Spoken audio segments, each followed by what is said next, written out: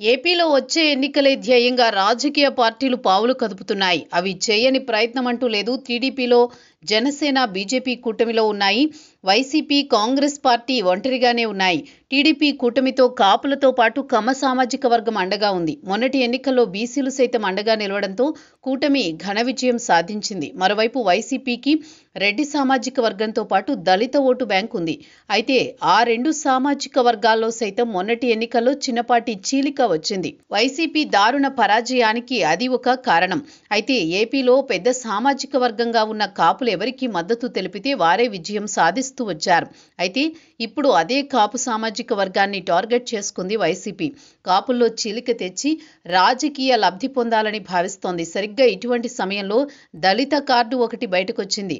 కాపులు, దళితులు కలిస్తే రాజ్యాధికారం తప్పకుండా లభిస్తుందని దళిత వర్గానికి చెందిన ఐపీఎస్ అధికారి సునీల్ కుమార్ చేసిన ప్రకటన ఇప్పుడు కొత్త చర్చకు దారితీస్తోంది. దళిత మహాసభలకు సంబంధించి కార్యక్రమం ఒకటి జరిగింది.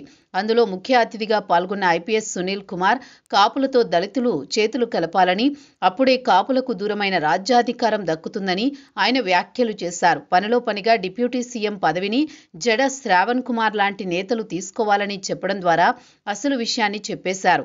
గత కొద్ది రోజులుగా కూటమి ప్రభుత్వంపై విమర్శలు చేస్తున్నారు జడ శ్రవణ్ కుమార్.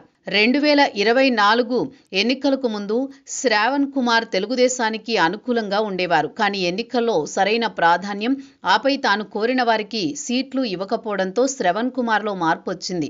క్రమేపీ ఆయన వైసీపీకి దగ్గరయ్యారు. మరోవైపు సునీల్ కుమార్ సైతం వైసీపీ హయాంలో ఇంటెలిజెన్స్ ఐజీగా పనిచేశారు. అప్పట్లో టీడీపీ కూటమి నేతలను వేధించారన్న ఆరోపణలున్నాయి.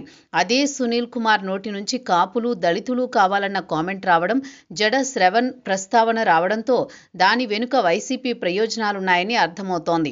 కూటమికి అండగా ఉన్నారు కాపులు. గత కొద్ది రోజులుగా కాపు సామాజిక వర్గం విషయంలో కమ్మ సామాజిక వర్గం దాడులకు తెగబడుతోందని వైసీపీ ప్రచారం చేసుకుంటూ వస్తోంది. కాపులకు సంబంధించిన ఏ అంశం బయటకొచ్చినా దానిని తెరపైకి తెస్తూ రాజకీయ ప్రయోజనాలు దక్కించుకోవాలని ఉబలాట పడుతోంది వైసీపీ.